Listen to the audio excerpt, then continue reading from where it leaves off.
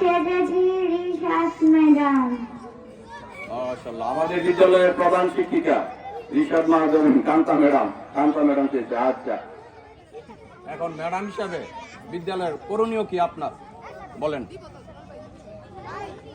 আমি আমার বিদ্যালয়টিকে অনেক ভালোবাসি। আমার বিদ্যালয়টি দেখতে খুব সুন্দর। আমি চাই সরকার যেন আমার বিদ্যালয়টিকে আরো অনেক বড় করে তোলে। আমি এই বিদ্যালয়টিকে নিয়ে অনেক গর্বিত। মাশাআল্লাহ, আমাদের অত্র বিদ্যালয়ের প্রধান শিক্ষিকা মেহজাবিন কান্তা ম্যাডাম, আমাদের কান্তা ম্যাডাম, আমাদের বিদ্যালয়ের পক্ষ থেকে এই কান্তা ম্যাডামকে অনেক অনেক সম্মান শ্রদ্ধা। তারপর তুমি কি সেজেছো? আমি একজন গায়ের বধূ সেজেছি। গায়ের বধূ। আচ্ছা, দেখা যাচ্ছে যে তার হাতে কলস। তো তুমি কলস নিয়ে কি করতেছো?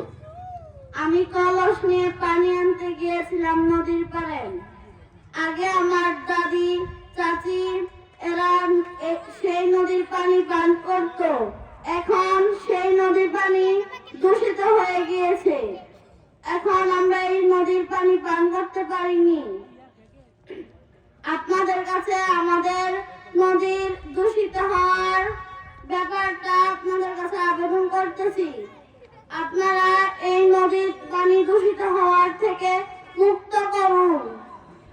ধন্যবাদ, অনেক চমৎকার উপস্থাপন। সে নদী পানি আনতে গিয়েছিল, দেখাকে পানি ছাড়া সে আসছে মনে হয়। কেন পানি ছাড়া আসছো?